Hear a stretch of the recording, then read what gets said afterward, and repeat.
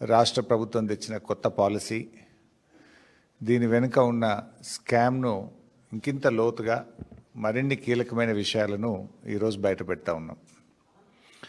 స్ట్రైట్గా లాస్ట్లో ఒక 8 క్వశ్చన్స్ ఉంటాయి. అవి 8 కూడా లాస్ట్లో చెప్పడం జరుగుతుంది. అంటే ఇంకా కొన్ని కొత్త అంశాలు, ముఖ్యంగా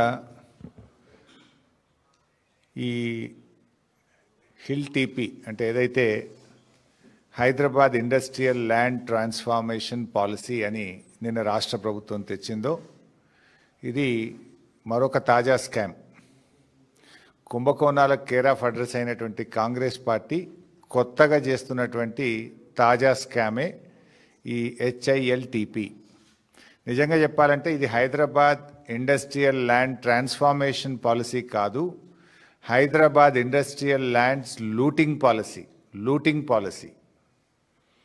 పారిశ్రామిక వాడల్లోని దాదాపు 10,000 ఎకరాల భూమిని పప్పు బెల్లాల్లో అమ్ముకునేటువంటి ఒక కుట్ర, ఒక పెద్ద స్కామ్ ఈరోజు రాష్ట్ర ప్రభుత్వం తెరలేపింది. అధికారంలో వచ్చిన నాటి నుంచి కూడా రేవంత్ రెడ్డి గారి ప్రభుత్వం అడ్డగోలు దోపిడీ మీదనే దృష్టి పెట్టింది. లగచెర్ల కావచ్చు, HCU భూములు కావచ్చు, ఇట్లా ఏది చూసినా కూడా దాని వెనుక ఒక దోపిడీ. ప్రజలకి ఏం చేయాలనే ధోరణి కంటే కూడా ఎక్కడ ఎంత దోపిడీ చేయాలన్నదే రేవంత్ గారి ఆలోచన విధానం. మా హయాంలో రోజు అనుమతుల వార్తలు వచ్చేది. ఇవాళ గూగుల్ వచ్చింది, లేకపోతే ఇంకో పెద్ద కంపెనీ వచ్చింది, చైనా నుంచి ఒక కంపెనీ వచ్చింది. అనుమతుల వార్తలేమో బీఆర్ఎస్ హయాంలో వస్తే, అమ్మకాల వార్తలేమో కాంగ్రెస్ హయాంలో వస్తూ ఉన్నాయి. ఇది బీఆర్ఎస్కు కాంగ్రెస్కు ఉన్న తేడా. ప్రతిరోజు ఒక కొత్త ఇండస్ట్రీ వచ్చింది, కొత్త పెట్టుబడి వచ్చింది అనేది మా పాలసీ. ఇవాళ ప్రతిరోజు ఇవాళ హౌసింగ్ బోర్డు భూముల అమ్మకం, ఇవాళ ప్రభుత్వ భూముల అమ్మకం, ఇవాళ TGIC భూముల అమ్మకం, ఇవాళ ఇండస్ట్రియల్ ల్యాండ్ల భూముల అమ్మకం, రోజు భూముల అమ్మకాలు. ఇది కాంగ్రెస్ పార్టీ యొక్క పాలసీ. అంటే గతంలో ఇదే రేవంత్ రెడ్డి గారు, బీఆర్ఎస్ ప్రభుత్వం ప్రజల అవసరాలను దృష్టిలో పెట్టుకొని LB నగర్లో ఒక టిమ్స్ ఆసుపత్రి, సనత్ నగర్లో ఒక టిమ్స్ ఆసుపత్రి, మల్కాజ్గిరిలో అల్వాల్లో ఒక టిమ్స్ ఆసుపత్రి, ఇట్లా మేము అదేవిధంగా ఎర్రమంజిల్ కాలనీలో గవర్నమెంట్ క్వార్టర్స్ R&B ల్యాండ్ ఉంటే మేము అమ్మలే. అక్కడ నిమ్స్లో మరో 2,000 పడకల ఆసుపత్రి ప్రజల అవసరాల కోసం, నిమ్స్ యొక్క ఎక్స్పాన్షన్ 1,400 పడకలు ఉంటే మరో 2,000 యాడ్ చేయాలని చెప్పి మేము ఆలోచించినాం. కానీ రేవంత్ రెడ్డి గారు ఏం ఆలోచిస్తున్నారు? ఎకరాలు, గజాలు, గుంటలు మొత్తం అమ్ముతున్నాడు. చివరికి హౌసింగ్ బోర్డులో మొన్న ఏదో పేపర్లో యాడ్ వస్తే చూసిన, కుక్కట్పల్లిలో 6 గజాలు 8 గజాలు కూడా అమ్ముతుండు. ఆడ 8 గజాలు పెట్టుంటే దాన్ని కూడా అమ్మకానికి పెట్టిండు. 8 గజాలు 6 గజాలు కూడా అమ్ముతుండు. 1,000 ఎకరాలు అమ్ముతుండు, గుంటలు అమ్ముతున్నాడు, గజాలు కూడా అమ్ముతున్నాడు. ఏం మిగులుస్తలేడు. గతంలో ఇదే రేవంత్ రెడ్డి గారు ఏమన్నారు? ఆనాడు బీఆర్ఎస్ ప్రభుత్వము ప్రభుత్వ అవసరాలను గుర్తుంచుకొని అక్కడో ఇక్కడో నిరుపయోగమైనటువంటి భూములను ఈ రాష్ట్రం యొక్క ప్రజల అవసరాల కోసం మేము అమ్మితే ఆ రోజు అడ్డగోలుగా మాట్లాడినాడు. ఒకసారి ఆ వీడియో కూడా చూద్దాం. ఇది పెద్దలు ఇచ్చిన ఆస్తి. మనం బ్రతకడానికి, మన సోకులకు ఈ భూములు అమ్మొద్దు. ఒకవేళ ఈ భూములను అమ్మితే భవిష్యత్తులో ప్రజల అవసరం కోసం ఏదైనా నిర్మించాలన్నా ప్రభుత్వ ఆసుపత్రులు కానీ, విద్యాలయాలు కానీ, చివరికి చచ్చిపోతే శ్మశానాలకు కూడా భూమి లేని పరిస్థితి ఉంటది. వీటిని ఎట్టి పరిస్థితుల్లో అమ్మకూడదు. తెలంగాణ జాతి సంపదను భవిష్యత్ తరాలకు ప్రభుత్వ భూమి అందుబాటులో లేకపోతే చివరికి శ్మశానాలకు కూడా కరువు వచ్చే పరిస్థితి ఉంటది. కాబట్టి ఈ భూములను అమ్మొద్దు అని చెప్పి ఒక పక్కన తెలంగాణ వాదులు చర్చ చేస్తున్నారు. మరి ఆనాడేమో భూములు అమ్మొద్దు అని ఇదే రేవంత్ రెడ్డి శుద్ధపూస లెక్క మాటలు మాట్లాడిండు. ఇవాళ గుంటలు, గజాలు ఏమి లేకుండా తెగనమ్మే ప్రయత్నం చేస్తూ ఉన్నాడు. మరి భవిష్యత్తులో తెలంగాణలో ఈ ప్రాంతంలో ఆసుపత్రుల కోసం కానీ, పాఠశాలలు, కాలేజీల కోసం కానీ, పార్కుల కోసం కానీ ఈ ప్రాంత అభివృద్ధికి ల్యాండ్లు అవసరం లేదా? మొన్న జూబ్లీ హిల్స్ ఎన్నికల్లో చూసాం. హడావిడిగా రేవంత్ రెడ్డి గారు ముస్లిం గ్రేవ్ యార్డ్కు, కబ్రస్థాన్కు ల్యాండ్ కేటాయిస్తే అది మిలిటరీ వాళ్ళు వచ్చి మా ల్యాండ్ అన్నారు. మరి ల్యాండ్ లేక ఇబ్బంది అవుతుంది కదా. మరి ఇటువంటి భూములను కాపాడి పెట్టుకుంటే రేపు తెలంగాణలో భవిష్యత్ అవసరాలకు అవసరం ఉండవా? ఇతర రాష్ట్రాల్లో ఏం చేస్తున్నారు? ఇట్లాంటి పారిశ్రామిక ల్యాండ్స్ మహారాష్ట్ర కానీ కొన్ని రాష్ట్రాల్లో గుజరాత్ కానీ సిటీ డెవలప్ అయితే 50% భూమి ప్రభుత్వం తీసుకుంటుంది, మిగతా 50%ను ఇలాంటి ఓ 50% 100% ఫీజు తీసుకొని రెగ్యులరైజ్ చేస్తుండ్రు. కానీ నువ్వేం చేస్తున్నావు? 30%కే పప్పు బెల్లాలకు కట్టబెడుతున్నావు. ఒక విధానం లేదు. ఇవాళ రేవంత్ రెడ్డి గారు హెచ్ఎండిఏ భూములు, టీజీఐసి భూములు, హౌసింగ్ బోర్డులు భూములు, స్వగృహ భూములు ఏవి లేకుండా తెగనెమ్ముతా ఉన్నాడు. ఈయన అనుముల రేవంత్ రెడ్డి కాదు, అమ్మకాల రేవంత్ రెడ్డి అయిపోయాడు. మొత్తం రాష్ట్రాన్ని అమ్మదొప్పుతా ఉన్నాడు. ఇవాళ దేశంలోనే అతిపెద్ద కుంభకోణం ఇవాళ కాంగ్రెస్ పార్టీ తెరలేపిందని చెప్పొచ్చు. బీఆర్ఎస్ పార్టీ చెప్పినటువంటి మాటలు, నిన్న కేటీఆర్ గారు చెప్పినటువంటి మాటలు అక్షర సత్యము అని నిన్నటి మంత్రి గారి మాటలతో రుజువైపోయింది, తేటతెల్లమైపోయింది. థ్యాంక్స్ టు శ్రీధర్ బాబు గారు. నిజాన్ని కొంతవరకు ఒప్పుకున్నాడు. ఆయన కొంత దాచే ప్రయత్నం చేసింది కానీ కొన్ని ఒప్పుకోక తప్పలేదు. ఈ HILTP హిల్ టీపీ పాలసీ ఏదైతే ఉందో ఇది అతిపెద్ద స్కామ్. ఈ రాష్ట్ర ప్రభుత్వం ఉపయోగిస్తున్న ఒక ఆయుధం. వేల కోట్లు, లక్షల కోట్లు కొల్లగొట్టడానికి తెరలేపినటువంటి స్కామ్ ఇది. పారిశ్రామిక వాడల్లో ఆ రోజుల్లో పిల్లలకు ఉద్యోగాలు రావాలని తక్కువ ధరకే పారిశ్రామికవేత్తలకు భూములు కేటాయించారు. 9,292 ఎకరాల భూమిని ఇవాళ 30%, అది కూడా రిజిస్ట్రేషన్ వాల్యూ 30% రిజిస్ట్రేషన్ వాల్యూలో కట్టించుకుంటే రాష్ట్ర ప్రభుత్వానికి 4 నుంచి 5 వేల కోట్ల ఆదాయం వస్తుందని నిన్న మంత్రి గారు చెప్పారు. నేను చెప్పలే, శ్రీధర్ బాబు గారే చెప్పారు. స్పష్టంగా చెప్పిన ప్రెస్ మీట్లో, మేము ఈ 9,292 ఎకరాలు అమ్మేస్తున్నాం, రిజిస్ట్రేషన్ వాల్యూలో 30% కడితే మాకు 4-5 వేల కోట్ల ఆదాయం వస్తుంది అన్నారు. మరి నిజంగా ఈరోజు ఆ 9,292 ఎకరాల భూమి విలువ ఎంత ఈరోజు మార్కెట్లో? ఖచ్చితంగా 5 లక్షలకు తగ్గదు. 5 లక్షల కోట్ల రూపాయల విలువ కలిగిన భూమి. మరి నేను అడుగుతా ఉన్న శ్రీధర్ బాబు గారిని, ఈ ప్రభుత్వాన్ని, ఈ 5 లక్షల కోట్ల విలువ కలిగిన భూమిని 4-5 వేల కోట్లకే ఎందుకు కట్టబెడతా ఉన్నారు? అంటే మిగతా 4,95,000 కోట్లు స్కామ్ కాకపోతే ఏంటి? దాన్ని ఏమనాలే? మీరే చెప్పింది కదా 4-5 వేల కోట్లే వస్తాయని. ఈరోజు బహిరంగ మార్కెట్లో ఈ భూమి విలువ 5 లక్షల కోట్లు. 5 లక్షల కోట్ల విలువ కలిగిన భూమిని ఎందుకు 4-5 వేల కోట్లకే కట్టబెడుతున్నారు? దీని వెనుక ఉన్న మతలబేందో చెప్పాలి. ఈరోజు మంత్రి గారు ఇంకోటి బుకాయించే ప్రయత్నం కూడా చేసిండ్రు నిన్న. లేలే, ఇది 9,292 ఎకరాల భూమి కాదు, ఇలా రోడ్లు మోరీలు బొంగ 4,740 ఉంటుంది అని ఒక అబద్ధాన్ని చెప్పే ప్రయత్నం చేసిండ్రు. నేను అథారిటీగా చెప్తున్నాను, ఎందుకంటే ఆ రోజు cabinet sub committee on revenue resource mobilisation చైర్మన్గా నేను పనిచేసిన. ఆ రోజు ఆర్థిక మంత్రిగా క్యాబినెట్ సబ్ కమిటీ చైర్మన్గా నేనున్నాను. నాతో పాటు కేటీఆర్ గారు, ప్రశాంత్ రెడ్డి గారు, ఇంకా కొంతమంది గౌరవ మంత్రులు సభ్యులుగా ఆ రోజు పనిచేసినారు. ఈ ప్రతిపాదన మా ముందుకు కూడా వచ్చింది. I know all these details. ఎందుకంటే మంత్రి గారు నువ్వు చెప్తున్నది శుద్ధ అబద్ధం. నేను సవాల్ చేస్తున్న శ్రీధర్ బాబు గారికి, నిజంగా 4,740 ఎకరాలే ఈ ప్రభుత్వం పెట్టిందా? దీని మీద బహిరంగ చర్చకు నువ్వు సిద్ధంగా ఉన్నావా? సగం మోరీలకు పోతుంది, రోడ్లకు పోతుందని ఇట్లా బుకాయించగానే ఇక ఎదుటోడేం మాట్లాడాడు, వానికి ఏం తెలియదు అనుకుంటున్నావా? మేము కూడా ఆ రోజు ప్రభుత్వంలో ఉన్నాం కదా. అంటే దాన్ని తగ్గించి, సగానికి సగం తగ్గించి చూపే ప్రయత్నం చేస్తూ ఉన్నాడు శ్రీధర్ బాబు గారు. అంటే భూ కుంభకోణం యొక్క విస్తీర్ణాన్ని సగానికి సగం తగ్గించాలనేటువంటి విఫలయత్నానికి శ్రీధర్ బాబు గారు పాల్పడుతూ ఉన్నారు. ఇందులో స్పష్టంగా ప్రభుత్వం యొక్క డొల్లతనం బయటపడ్డది. నిన్న బీఆర్ఎస్ పార్టీ కేటీఆర్ గారు అనేకమైనటువంటి ప్రశ్నలు వేశారు. ఏ ఒక్క ప్రశ్న కన్నా ప్రభుత్వం సూటిగా సమాధానం చెప్పిందా? చెప్పండి ఇప్పటికైనా. మీకు ఇంత పెద్ద ముఖ్యమైన కీలకమైన నిర్ణయాన్ని మీరు అసెంబ్లీ పెట్టాల్సింది, అసెంబ్లీలో చర్చించండి. 5 లక్షల కోట్లు మన బడ్జెట్ కంటే రెట్టింపు కదా. మన రాష్ట్ర ప్రభుత్వ బడ్జెట్తో 2 అంతల స్కామ్ ఇది. మన బడ్జెట్ 2.5 లక్షల కోట్లు దాటలేదు. మీరు పెట్టుడు 3 లక్షలు పెట్టినా దాటుడు 2.5 దాటలేదు.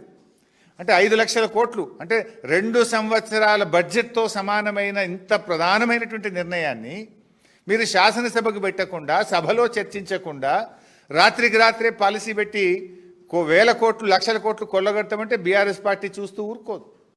ఇంత ఇంపార్టెంట్ ఇష్యూను మీరు అట్లా రాత్రికి రాత్రి ఎట్లా చేస్తారండి? నిన్న కేటీఆర్ గారు అడిగిన ఏ ఒక్క ప్రశ్నకి ఎందుకు సమాధానం ఇవ్వరు నేను అడుగుతా ఉన్నా. ఇప్పుడు ప్రభుత్వం ఆనాడు బీఆర్ఎస్ ప్రభుత్వం సెలెక్టెడ్గా కోర్టు కేసులు ఉండే అప్పటికే కిరణ్ కుమార్ రెడ్డి ప్రభుత్వం నిర్ణయం తీసుకున్నది. ఆ భూములు ఆజామాబాద్ భూములు వాళ్ళకి ఇవ్వాలని కిరణ్ కుమార్ రెడ్డి ప్రభుత్వం నిర్ణయం తీసుకుంది. దాని మీద వాళ్ళు హైకోర్టు నుంచి ఆర్డర్ తెచ్చుకున్నారు. సో కోర్టు ఆర్డర్ ఉందని చెప్పి ఆ రోజు మేము రెగ్యులరైజ్ చేయాలని చెప్పి నిర్ణయించినాం. ఒక్క ఆజామాబాద్ నిర్ణయిస్తే కూడా ఆ రోజు మేము 200% కట్టాలన్నాం. సబ్ రిజిస్ట్రేషన్ వాల్యూ మీద 200% కట్టాలని నిర్ణయం తీసుకున్నాం. అంటే మీకు బాగా అర్థం కావాలి, ప్రజలకు అర్థం కావాలంటే అక్కడ ఒక గజం 100 రూపాయలు ఉందనుకోండి, 100 రూపాయలు సబ్ రిజిస్ట్రేషన్ కార్డ్ వాల్యూ, మనం రిజిస్ట్రేషన్ ఆఫీస్లో పోయి ఫీజు కడతాం కదా, ఆ కార్డ్ వాల్యూ 100 రూపాయలు ఉందనుకోండి, ఆ రోజు 200 రూపాయలు రాష్ట్ర ప్రభుత్వానికి కడితే మీకు ఆ భూమిని ఫ్రీ హోల్డ్ చేస్తాము అని ఆనాడు బీఆర్ఎస్ ప్రభుత్వం నిర్ణయం తీసుకుంది. ఇవాళ కాంగ్రెస్ ఏం నిర్ణయం తీసుకుంది? అదే 100 రూపాయలు రిజిస్ట్రేషన్ కార్డ్ వాల్యూ ఉంటే మీరు 30 రూపాయలు కట్టండి చాలు మీకు ఫ్రీ హోల్డ్ చేస్తాము అంటుంది కాంగ్రెస్ పార్టీ. అంటే ఎంత లుక్సాన్ అవుతుంది గవర్నమెంట్ ఖజానాకు? గజానికి 170 రూపాయలు లుక్సాన్ అయినట్టేనా? మేము 100 ఉంటే 200 కట్టమని మేమన్నాం. మీరేమంటున్నారు? 100 ఉంటే 30 రూపాయలు కట్టండి చాలు మీకు ఫ్రీ హోల్డ్ చేస్తాం, ఈ భూమి మీకు దారాదత్తం చేస్తాము అంటున్నారు. అంటే 170 రూపాయలు నష్టమవుతుంది కదా. నేను జస్ట్ టు అండర్స్టాండ్ చెప్తా ఉన్నా. అందుకే 5 లక్షల కోట్లు రావాల్సిన చోట 5,000 కోట్లు మాత్రమే వస్తాయి అని మంత్రి గారు నిన్న ఉన్న నిజాన్ని మంచిగా కుండబద్దలు కొట్టినట్టు బయట పెట్టిండు. అందుకే ఆయనకు థ్యాంక్స్ కూడా చెప్పిన నేను. ఇవాళ బీఆర్ఎస్కు కాంగ్రెస్కు ఉన్న తేడా ఏంటి? మేము 200 రూపాయలు రావాలంటే మీరు 30 రూపాయలు చాలు అంటున్నారు. ఇది రాష్ట్ర ప్రభుత్వ ఖజానాకు తీరని నష్టం చేస్తూ ఉన్నారు మీరు. ఇంట్లో ఇంకా గమ్మత్ ఏంటంటే ఎంత అసలు కొద్దిగానే ఉండాలి వాళ్ళకి ప్రభుత్వం నడపడానికి. వారం రోజుల్లోగా అప్లికేషన్లు పెట్టాలన్నట, వారం రోజుల్లోగా టీజీఐసి అప్లికేషన్లను పరిశీలించాలన్నట, అవతల వారం రోజుల లోపలనే అధికారుల కమిటీ దానికి అనుమతి ఇవ్వాలన్నట, అనుమతి ఇచ్చిన 45 రోజులనే పైసలు కట్టాలన్నట. అంటే మొత్తం 2 నెలల కుల్ల అయిపోవాలన్నట. 2 నెలలు ఏంది ఇంత ఆగము? వారం రోజుల్లో అనుమతి, వారం రోజుల్లో మీరు డిమాండ్ నోటీస్ ఇస్తారు, 45 రోజుల్లో పైసలు కట్టాలనా? 2 నెలల్లో మొత్తం స్కామ్ ఖతం చేయాలనుకుంటున్నారా? ఈ 5 లక్షల కోట్లను మింగాలనుకుంటున్నారా? ఎందుకు అంత ఆగమాగం? ఇంత వేగంగా చేస్తున్నారు అని నిన్న మేము అడిగితే దానికి సమాధానం రాలే. ఏంది వారం రోజులు 45 రోజుల్లోగా డబ్బులు కట్టాలని, 2 నెలల్లోగా దీన్ని పూర్తి చేయాలనే దాని వెనుక ఉన్న నిగూఢం ఏంటి అని నిన్న బీఆర్ఎస్ అడిగింది. దానికి మీరు సమాధానం చెప్పలే. ఈ భూములు మార్కెట్లో వేలం వేస్తే 5 లక్షల కోట్లు వస్తాయి కదా అని మేము సూటిగా అడిగినాం. ఎందుకు వేలం వేస్తలేరు, ఎందుకు 30%కే 5,000 కోట్లకే కట్టుబెట్టున్నారు అంటే దానికి సమాధానం రాలే. కోర్టు కేసులు లీజుల వివాదాలను అడ్డం పెట్టుకొని మొత్తం భూమిని తక్కువ ధరకే కొల్లగొట్టేటువంటి కుట్ర చేస్తున్నారా అని ఒక ప్రశ్న అడిగితే దానికి సమాధానం రాలే.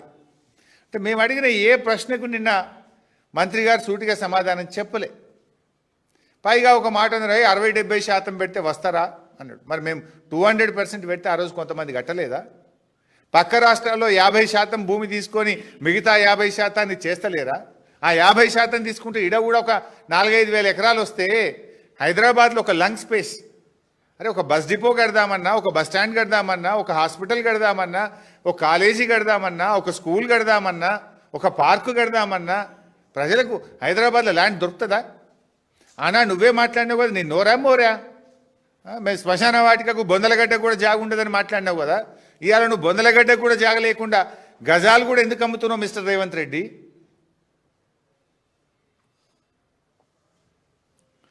ఇవాళ ఆ రోజు బీఆర్ఎస్ పార్టీ ఏమో దేశంలోనే ది బెస్ట్ పాలసీ, పారిశ్రామికవేత్తలను ఆకర్షించడానికి మేము ఆ రోజు టిఎస్ ఐపాస్ లాంటి పాలసీ తెచ్చాం. అంటే కొత్త కొత్త ఇన్వెస్ట్మెంట్లు రావాలి, కొత్త కొత్త పరిశ్రమలు తెలంగాణకు రావాలి, మా యువతకు లక్షల వేల సంఖ్యలో ఉద్యోగాలు రావాలని మేము పాలసీ తెచ్చినాం. కాంగ్రెస్ ఏం పాలసీ తెస్తుంది? భూములు అమ్మడానికి హిల్ టీపీ పాలసీ తెస్తుంది.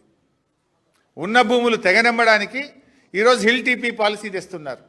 కాంగ్రెస్కు బీఆర్ఎస్కు ఉన్న తేడా ఇది.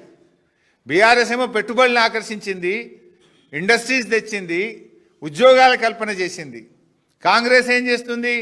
ఉన్న భూములు అమ్మే ప్రయత్నం చేస్తూ ఉన్నారు. ఇక్కడ ఇంకోటి అర్థం చేసుకోవాలి మీరు. పాలసీ ఏంది?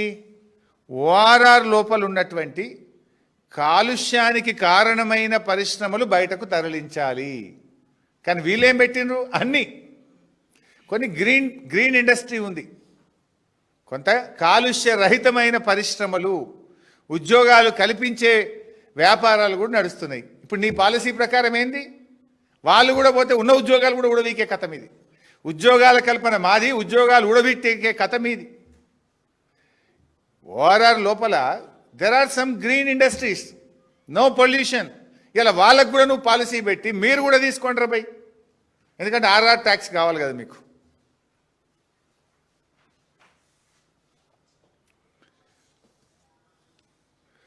మాదేమో ఖజానాను నింపే పాలసీ, కాంగ్రెస్దేమో వాళ్ళ జేబులు నింపుకునే పాలసీ.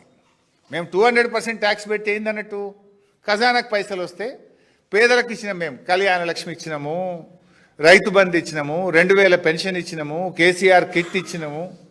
మేము ఖజానాను నింపే ప్రయత్నం చేసినాం. మీరేం చేస్తుండ్రు?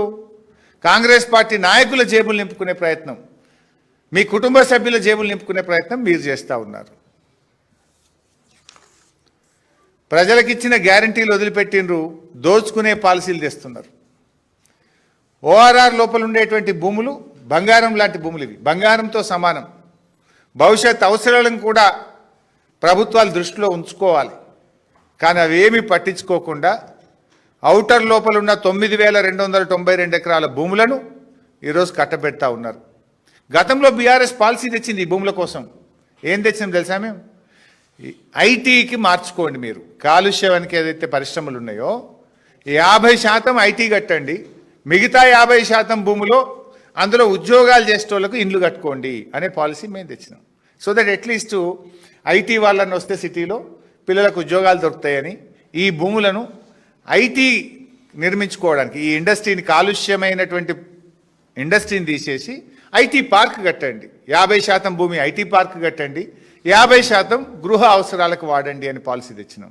మీరేమంటున్నారు?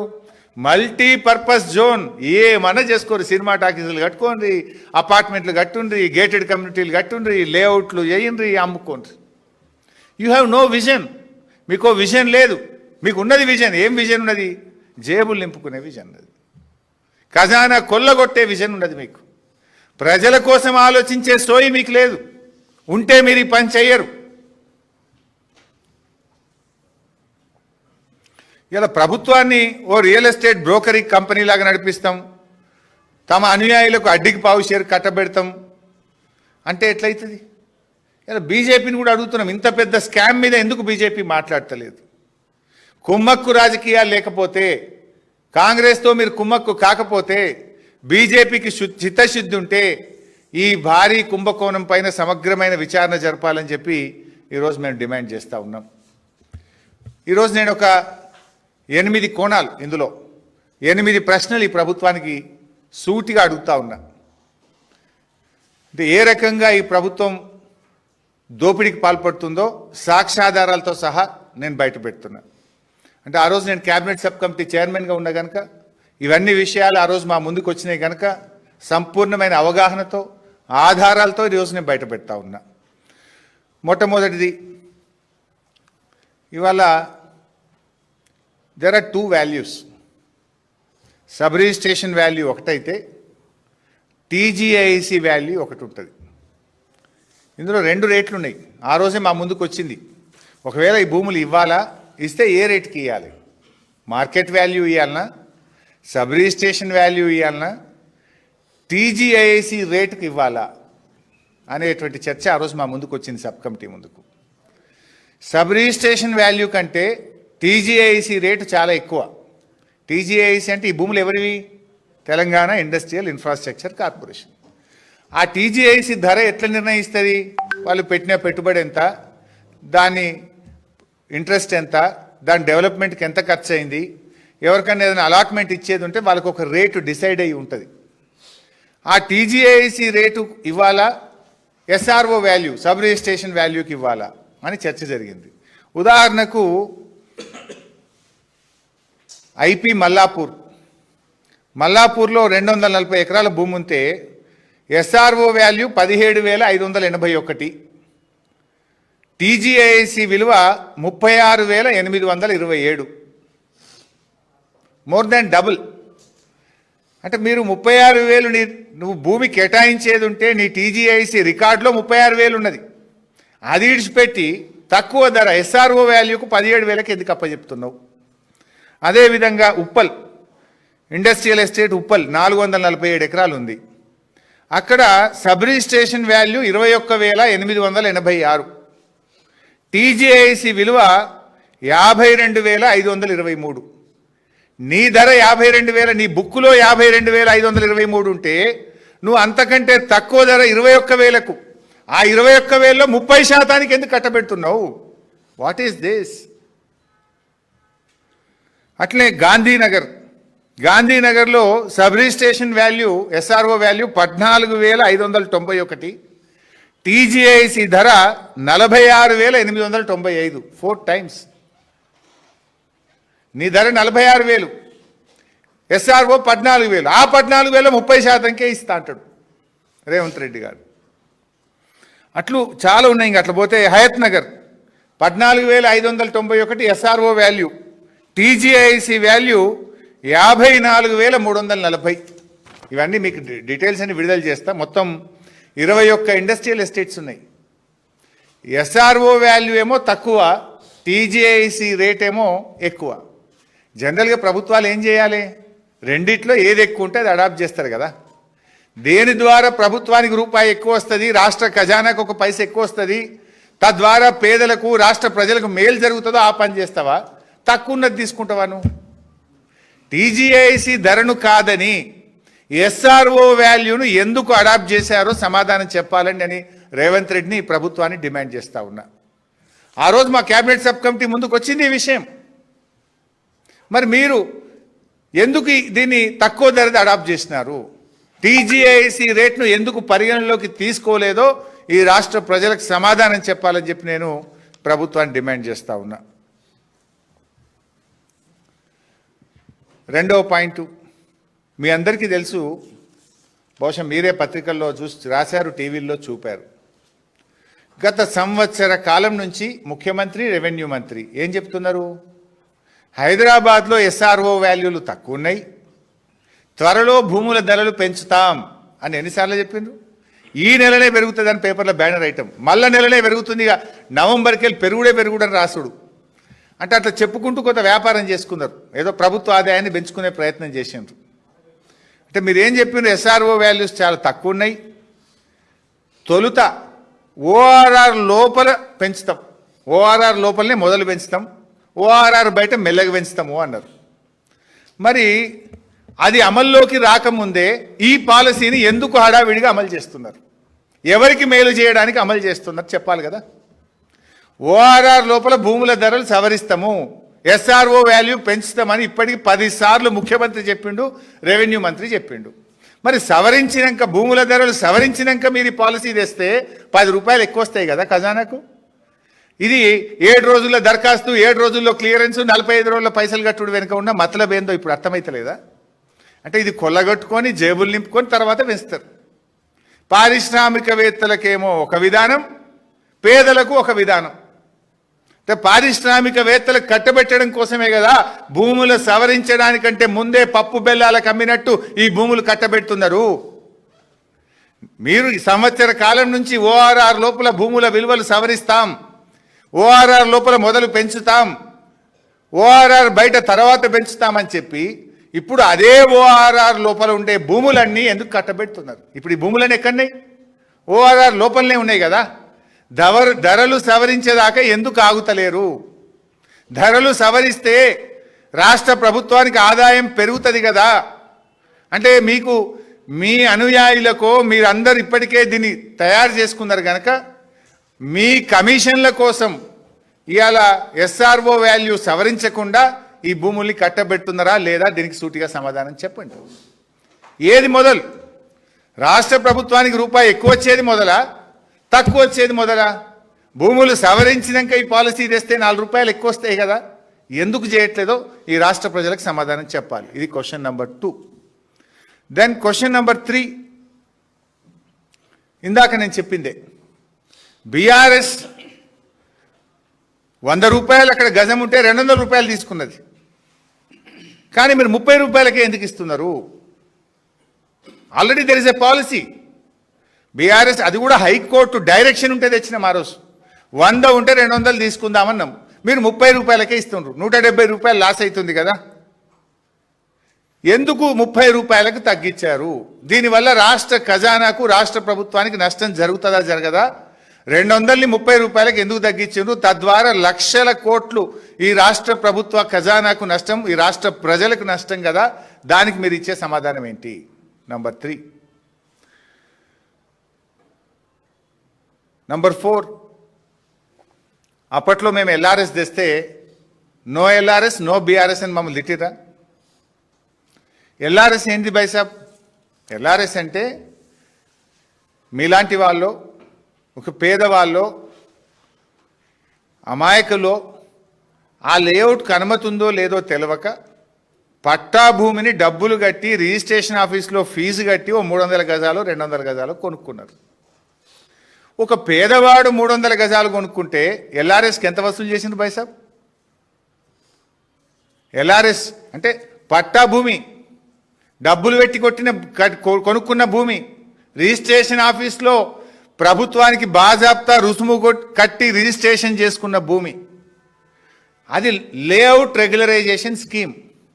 ఒక ఎల్ఆర్ఎస్లో, ఇది LRS GO, this is the GO of LRS, GO number 135.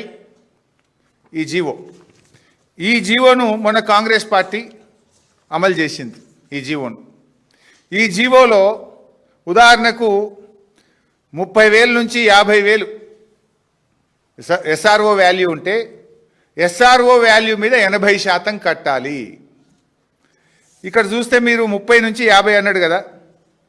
IP Sanath Nagar 52,000 రూపాయలు ఎస్ఆర్ఓ వాల్యూ ఉంది. 52,000 ఉంటే ఎంత కట్టాలి మరి? ఒక పేదవాడైతే 80%, 100% తీసుకున్నారు సబ్ రిజిస్ట్రేషన్ వాల్యూ మీద, కానీ ఇక్కడ 30%కే ఇస్తున్నారు. ఒక పేదవాడు ఒక 200 గజాలో 300 గజాలో ఇన్నోసెంట్గా లేఅవుట్కి అనుమతి ఉందో లేదో చూసి కొంటేనేమో ముక్కుబిండి 80% వసూలు చేసిండ్రే. 80%, 60% వసూలు చేసిండ్రు. ఇప్పుడు ఐడిఏ నాచారం 25,000 ఉంది ఎస్ఆర్ఓ వాల్యూ, మౌలాలి 24,000 ఉంది, కూకట్పల్లి 31,000 ఉంది. ఇవి చూసినా 60%, 80%. ఇదే కూకట్పల్లిలో ఒక లేఅవుట్ రెగ్యులరైజేషన్ స్కీమ్ కింద ఎల్ఆర్ఎస్లో ఎవరైనా దరఖాస్తు పెడితే 80% తీసుకున్నారు ఎల్ఆర్ఎస్లో కూకట్పల్లిలో. ఇప్పుడు అదే కూకట్పల్లి ఇండస్ట్రియల్ ఎస్టేట్లో 30%కే భూమి రెగ్యులరైజ్ చేస్తూ multiple zone, not residential, multiple zone. నువ్వు సినిమా థియేటర్ కట్టు, కమర్షియల్ కాంప్లెక్స్ కట్టు, నువ్వు ఏమన్నా చేసుకో, మల్టిపుల్ జోన్గా కన్వర్ట్ చేస్తుండే. ఒక పేదవాడికి ఎల్ఆర్ఎస్ చేయమంటేనేమో ముక్కుబిండి 80% వసూలు చేసిండ్రు. 80% రిజిస్ట్రేషన్ వాల్యూ వేరే, మళ్ళా రుసుములు వేరే, దరఖాస్తు రుసుము, ప్రాసెసింగ్ రుసుము, రకరకాల రుసుములు పెట్టి వసూలు చేసిండ్రు. అంటే పేదవాడికి ఒక న్యాయం, పెద్దోడికి ఒక న్యాయం. ఇది ఎల్ఆర్ఎస్లో 60%, 80% ఎస్ఆర్ఓ వాల్యూలో ముక్కుబిండి వసూలు చేస్తుంది. బడా పారిశ్రామికవేత్తలకేమో 30%కే కట్టబెట్టిరి. దీనికి మీరు ఇచ్చే సమాధానం ఏంది? పేదవాడికో న్యాయం, పెద్దోడికో న్యాయం ఉంటుందా అని అడుగుతా ఉన్నా. 300 గజాల ప్లాట్ కొనుక్కున్న, ఇల్లు కట్టుకుందామనే ఒక రోజువారి కూలి, ఒక ప్రైవేట్ ఉద్యోగి, ఒక చిరు ఉద్యోగి దగ్గర ఎస్ఆర్ఓ వాల్యూలో 80% వసూలు చేసిండ్రు. 1,000 కోట్లకు పడగలెత్తిన పారిశ్రామికవేత్త దగ్గర 30%కే మీరు మల్టిపుల్ జోన్ కన్వర్ట్ చేస్తే నీతి ఎక్కడిది అని అడుగుతా ఉన్నా. What is this policy? ఈ పాలసీ ఎవరి కోసం? ప్రభుత్వం ఈరోజు సమాధానం చెప్పాలి ప్రజలకని అడుగుతా ఉన్నా.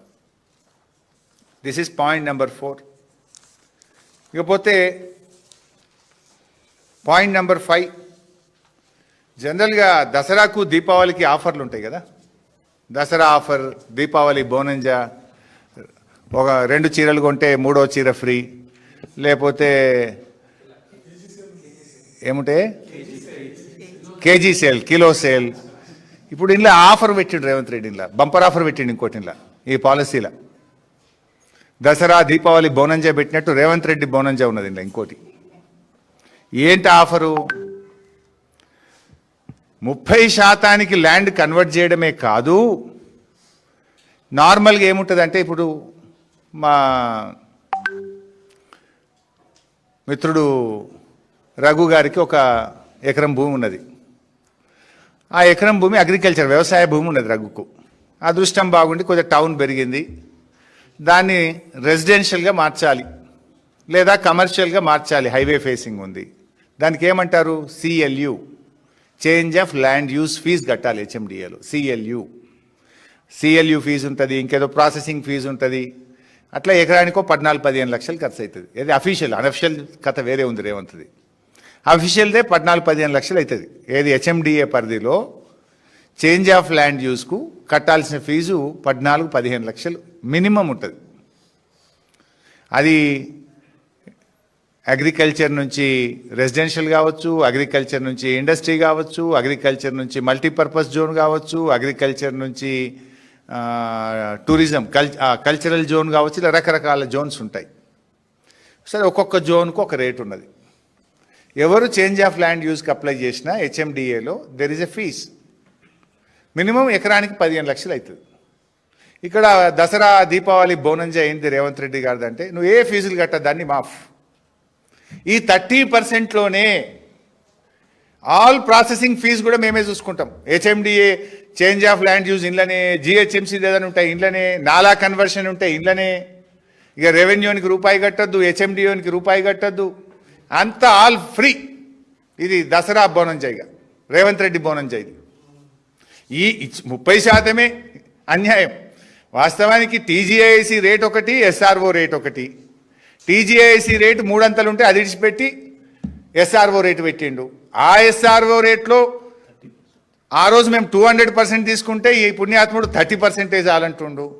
ఈ 30% ఘోరంరా నాయన అంటే దాంట్లో all fees bonus, change of land use, నాలా కన్వర్షన్, ఇంకా ఏం దరఖాస్తు పెట్టుడద్దు, ఏ ఆఫీస్కి పోవడద్దు, ఏ ఫీజు కట్టుడద్దు, అన్ని మాఫీ, అన్ని మేమే ఇస్తాం ఇళ్ళని అంటుండు. ఇది దీపావళి బోనంజా.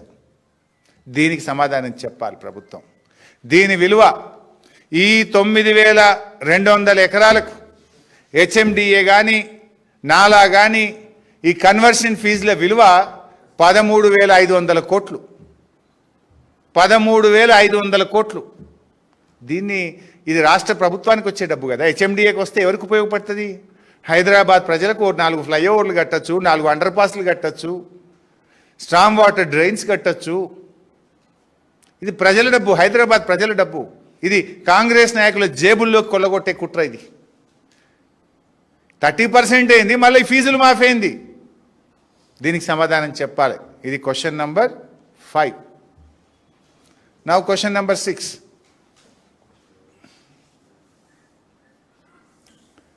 ఇలా ఓఆర్ఆర్ చుట్టూ ఉండే భూములే కాదు ఈ పాలసీలో. ఇంకోటి మీరు అందరు ఇప్పటిదాకా ఏమనుకుంటున్నారు? ఓఆర్ఆర్ లోపల భూములు మాత్రమే ఉందని మీరు అనుకుంటున్నారు. కానీ ఈ పుణ్యాత్ములు ఓఆర్ఆర్ లోపల మరియు ఓఆర్ఆర్ చుట్టుపక్కల అని పెట్టింది ఈ పాలసీలో. అంటే దాని బయట కూడా అమ్మకదొబ్బే కథ. పుణ్యాత్ములు ఎంత గొప్ప స్కామ్. ఓఆర్ఆర్ లోపలనే కాదు, ఓఆర్ఆర్ చుట్టుపక్కల బయట ఉండే పారిశ్రామిక భూములను కూడా కొల్లగొట్టే కుట్ర ఈ పాలసీలో పెట్టినరా లేదా దీనికి సమాధానం చెప్పాలి. That is question number 7. ఎందుకంటే ఈ పాలసీ ప్రభుత్వానికి ఆదాయం తెచ్చే పాలసీ కాదు. ఇది రేవంత్ రెడ్డి అనుమూల బ్రదర్స్ జేబులు నింపే పాలసీ. ఇది భూదందా పాలసీ. తర్వాత పాయింట్ నంబర్ 7, క్వశ్చన్ నంబర్ 7. వాస్తవానికి త్వరలో ఈ వివరాలు కూడా బయట పెడతా, ఇవాళ ఓన్లీ బ్రాడ్గా చెప్తా. 6 నెలల కిందనే ఈ పాలసీకి రూపకల్పన చేసిండ్రు. 6 నెలల కిందనే ప్లాన్ చేసుకొని విలువైన భూములను యనమల బ్రదర్స్ వీళ్ళ అనుయాయులు ఆల్రెడీ అగ్రిమెంట్లు చేసుకున్నారు. సగానికి సగం భూమి ఆల్రెడీ వీళ్ళ చేతుల్లోకి పోయింది. అంతా ఆల్ సెట్ బ్యాక్గ్రౌండ్. ఈ పాలసీ ముందే ప్లాన్ చేసుకొని ఇండస్ట్రియల్ ల్యాండ్స్తో అగ్రిమెంట్లు చేసుకొని తక్కువ ధరకే ఈ పాలసీ వస్తుందని వాళ్ళకి తెలియదు కదా. ఇంత తక్కువ ధరకి ఇస్తామంటే వాడెందుకు అమ్ముతాడు? ఇదంతా ముందే ప్రీ ప్లాన్డ్గా చేసుకొని ఆ భూములు కొనుక్కొని అగ్రిమెంట్లు చేసుకొని ఇవాళ మెల్లగా పాలసీ తెచ్చిండ్రు. త్వరలో ఆ భూములేంటి, ఎవరు ఎక్కడ అగ్రిమెంట్ చేసిండ్రో కూడా బయట పెడతాం. మాకు ఇప్పుడే కొన్ని వచ్చినాయి, ఇంకా కొన్ని సేకరిస్తున్నాం, అన్నీ బయట పెడతాం. ముందే కంపెనీలతో మాట్లాడుకున్నారు, అగ్రిమెంట్లు చేసుకున్నారు. కమిషన్లు వాటాలు కూడా ముందే మాట్లాడుకున్నారు. కొన్ని ల్యాండ్లకు ఈ పాలసీ తెస్తాం గింత అని 50-50 అని ల్యాండ్ కూడా మాట్లాడుకున్నారు. ఫ్లోర్లు మాట్లాడుకున్నారు. ఇది ఇండస్ట్రియల్ ల్యాండ్ ట్రాన్స్ఫర్మేషన్ పాలసీ కాదు, ఇది Revanth Reddy family transformation policy. నిబంధనల ప్రకారం చేయలేదు. పూర్తిగా ప్రజాధనాన్ని కొల్లగొట్టే విధంగా, తమ అనుయాయులకు భూములు కట్టబెట్టే విధంగా పెట్టిండ్రు. ఇంకా దీని వెనుక ఆర్ఆర్ ట్యాక్స్ కూడా ఉందట. మళ్ళీ 30% ఒకటి కదా తక్కువ, అందరూ అనుకునే 30% అని. ఆర్ఆర్ ట్యాక్స్ వేరే ఉంది, plus RR tax 30% to government ఖజానా ప్లస్ ఆర్ఆర్ ట్యాక్స్. అది కడితేనే క్లియర్ అవుతుంది. అది ఎంత అని ఇంకా బయటకు రాలే, రేపో మాపో వస్తుంది. ఇప్పుడు లేఅవుట్కి అయితే 75 రూపాయలు పర్ స్క్వేర్ యార్డ్ ఉంది, అపార్ట్మెంట్లకైతే 60 రూపాయలు స్క్వేర్ ఫీట్ ఉంది ఆర్ఆర్ ట్యాక్స్. ఇప్పుడు దీని ఆర్ఆర్ ట్యాక్స్ ఇంకా బయటకు వస్తుంది. 30% ఖజానా, ఆర్ఆర్ ట్యాక్స్ ఎంతో ఇంకా బయటకు రాలే. అది బయట పెట్టండి. ఇక లాస్ట్ క్వశ్చన్ 8. ఈ వచ్చిన డబ్బు అట్లీస్ట్ 30% వస్తుంది కదా, పోనీ ఈ 30% డబ్బునైనా పారిశ్రామికవేత్తలు ఎంతోమంది ఇండస్ట్రీస్ వచ్చిండ్రు, వాళ్ళ ఇన్సెంటివ్స్ ఏమన్నా చెల్లిస్తారా? కొత్త పారిశ్రామిక వాడల అభివృద్ధికి ఉపయోగిస్తారా?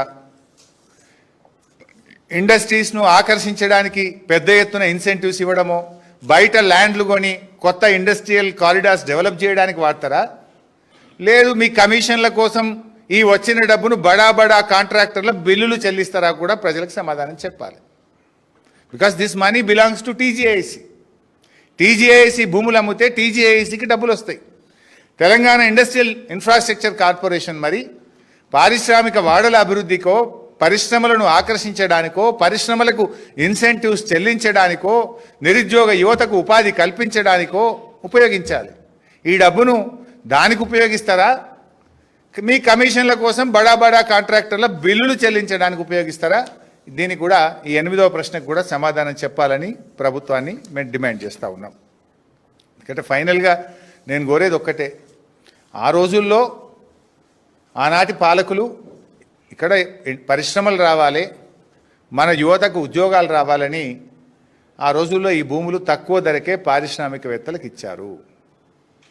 కారణాలు ఏదేమైనా పొల్యూషన్ వల్ల కావచ్చు, పరిశ్రమలు మూతపడ్డాయి కావచ్చు. మరి వాళ్ళను బయట కావాలంటే భూములు ఇవ్వండి, ప్రత్యామ్నాయ భూములు ఇచ్చి పరిశ్రమలు తరలించండి, ప్రజల ఆరోగ్యాన్ని కాపాడండి. కానీ మళ్ళీ మీరేం చేస్తున్నారు? 30%కే ఆ భూములను వాళ్ళకు దారాదత్తం చేసి, ఫీజులు లేకుండా మల్టిపుల్ జోన్గా కన్వర్ట్ చేసి, వాళ్ళను బిల్డర్లుగా, రియల్ ఎస్టేట్ వ్యాపారులుగా తయారు చేస్తున్నారు. ఆల్రెడీ ఒకసారి ఇన్సెంటివ్ ఇస్తుంది, మళ్ళీ రెండోసారి ఇన్సెంటివ్లు ఇచ్చి రియల్ ఎస్టేట్ వ్యాపారం కోసం ప్రభుత్వం ఎందుకు పూనుకోవాల్సిన అవసరం ఉంది? Why government is taking this initiation? Incentive దేనికి? ఇన్సెంటివ్ ఇస్తే ఓ 10 లక్షల మంది పిల్లలకు ఉద్యోగాలు వస్తాయంటే ఇన్సెంటివ్ ఇవ్వాలి. ఇప్పుడు గతంలో పాలసీ తెచ్చిండ్రు, ఇదే ఇండస్ట్రియల్ ల్యాండ్ను 50% ఐటీ కట్టండి, 50% ఇండ్లు కట్టండి. ఎస్, ఒక ఐటీ పార్క్ వస్తే ఉద్యోగాలు వస్తాయి. మీరు ఏంటి కమర్షియల్ కోసం, సినిమా టాకీస్ల కోసం, రిక్రియేషన్ కోసం, రియల్ ఎస్టేట్ వ్యాపారం కోసం ఎందుకు మీరు ఇన్సెంటివ్లు ఇస్తున్నారు? రెండవసారి ఇన్సెంటివ్ ఇవ్వాల్సిన అవసరం ఏంది? ఇది ఆలోచించాల్సిన అవసరం ఉంది. ఇది నిజంగానే ఇవాళ ఒక లక్షల కోట్ల రూపాయల స్కామ్. ఇది ఈ రాష్ట్రానికి బహుశా భారతదేశంలో ఇంత పెద్ద భూ స్కామ్ లేదు. The biggest land scam in India. మీకు నిజాయితీ ఉంటే వెంటనే అసెంబ్లీని పిలవండి. ఆ రోజు అసెంబ్లీ ఒక్కటే రోజు పెట్టి పారిపోయింది కదా. మళ్ళీ పెడతాం ఇక వారంలో పెడతాం, 10 రోజులనే పెట్టామన్నారు. 3 నెలల అసెంబ్లీ పెట్టండి. అసెంబ్లీ పెట్టి చర్చకు పెట్టండి దీని మీద. This is public property. 4 కోట్ల ప్రజల ఆస్తి ఇది. ఇది మీ అయ్య జాగిరి కాదు, మీ సొంతం కాదు. మీరు 5 ఏళ్ల కోసం మాత్రమే వచ్చిన ప్రభుత్వం మీది. మీరు 5 ఏళ్లు పాలించడానికి మాత్రమే మీకు అవకాశాలు ఇచ్చారు. తాతల తండ్రుల తరతరాల ఆస్తిని మీ ఇష్టం వచ్చినట్టు అమ్ముకోవడానికి మీకు అధికారం లేదు. రేపటి భవిష్యత్ తరాలను దృష్టిలో పెట్టుకొని పాలన చెయ్యాలి. కానీ మీ ఇష్టం వచ్చినట్టుగా ఈ భూములు అమ్ముతామంటే బీఆర్ఎస్ పార్టీ చూస్తూ ఊరుకోదు. We demand for in immediate assembly session పెట్టండి. ఈ పాలసీని చర్చకు పెట్టండి. ఓపెన్గా డిస్కస్ చేద్దాం. ప్రజల సమక్షంలో డిస్కస్ చేద్దాం. ప్రజల కోసం మాట్లాడదాం. పారదర్శకమైన పాలసీ తీసుకురావాలి తప్ప మీరు ఈ రకంగా ఇష్టం వచ్చినట్టు కొల్లగొడితే బీఆర్ఎస్ పార్టీ ప్రజల పక్షాన పోరాడుతుంది. ఎందుకంటే మీరు ఏది అడిగినా ఈరోజు డబ్బులు లేవంటారు. మరి డబ్బులు వచ్చే ఈ అవకాశాన్ని భవిష్యత్ అవసరాలను దృష్టిలో పెట్టుకోకుండా మీ జేబులు నింపుకోవడానికి పాలసీలు తెస్తే రేపు ప్రజలకు అన్యాయం జరుగుతుంది, భవిష్యత్ తరాలకు అన్యాయం జరుగుతుంది, హైదరాబాద్ నగరానికి శాశ్వతమైన అన్యాయం జరుగుతుంది. కనుక బీఆర్ఎస్ దీని పక్షాన ప్రశ్నిస్తుంది. ఇక సొల్లు మాట్లాడతారు, నాకు తెలుసు. ఇప్పుడు నేను పెట్టినా కదా, మళ్ళీ నా మీద ఏదో సొల్లు ఎప్పుడన్నా మాట్లాడు, నాకు అభ్యంతరం లేదు. నిన్న కేటీఆర్ గారు కొన్ని ప్రశ్నలు వేశారు. ఈరోజు నేను ఒక 8 సూటి ప్రశ్నలు వేసిన. మీకు నిజాయితీ ఉంటే నేను అడిగిన ప్రశ్నలకు, బీఆర్ఎస్ అడిగిన ప్రశ్నలకు సూటిగా సమాధానం చెప్పండి. మీకు ధైర్యం ఉంటే అసెంబ్లీ పెట్టి చర్చకు పెట్టండి. ఇక మళ్ళా వాళ్ళని వీళ్ళని పెట్టి సొల్లు తిట్టించుడు అది ఎప్పుడు జరిగేదే. ఎవరు అట్లా చేస్తారు? సమాధానం లేకపోతే, తప్పుడు చర్యలకు పాల్పడితే, అవినీతి జరిగితే మీరు మాట్లాడరు. మీరు పారదర్శకంగా ఉంటే అసెంబ్లీ పెడతారు. మీరు పారదర్శకంగా ఉంటే మా ప్రశ్నలకు సమాధానం చెప్తారు. లేకపోతే ఎల్లైనో పుల్లైనో పెట్టి మళ్ళీ తిట్టించే కార్యక్రమం పెడతావు, నాకు తెలుసు. దానివల్ల ఏమొస్తుంది? ప్రజలు చాలా తెలివైన వాళ్ళు కదా. నువ్వు మా ప్రశ్నలకు సమాధానాలు ఇచ్చినవా, నువ్వు రివర్స్లా తిట్టించే కార్యక్రమం పెడుతున్నావా? నువ్వు తిట్టినా, కేసులు పెట్టినా నిన్ను వదలం. మేము ప్రధాన ప్రతిపక్షంగా ప్రజల హక్కులు, ప్రజల ఆస్తులు కాపాడడమే మా బాధ్యత. ప్రజలు మాకు ఇచ్చిన బాధ్యత. ప్రతిపక్షంగా వాళ్ళ గొంతుకై మాట్లాడమన్నారు. ఈ రాష్ట్ర ప్రభుత్వ ఆస్తులను, ప్రజల యొక్క హక్కులను, ప్రజలకిచ్చిన హామీలను అమలు చేయించడం కోసమే బీఆర్ఎస్ పోరాడుతుంది. బీఆర్ఎస్కు ఆ బాధ్యత ప్రజలు ఇచ్చిండ్రు. నువ్వు మా మీద కేసులు పెడతా, మా గొంతు నొక్కుతా, లేదా మా మీద తిట్ల దండకం పెడతా, ఏం పెట్టినా నేను వదిలిపెట్టాం, ప్రశ్నిస్తూనే ఉంటాం. దీని మీద సూటిగా బీఆర్ఎస్ అడిగిన అన్ని ప్రశ్నలకు సమాధానం చెప్పాలని, శాసనసభ సమావేశపరచాలని, దీనిపైన పూర్తి చర్చ జరగాలని బీఆర్ఎస్ డిమాండ్ చేస్తుంది. Thank you.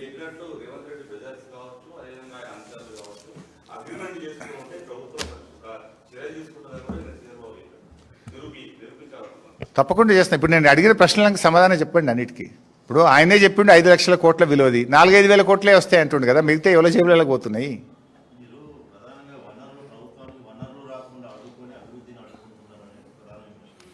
ఇప్పుడు రేవంత్ రెడ్డి గారు ఇప్పటికి ఎన్ని భూములు అమ్మిండు?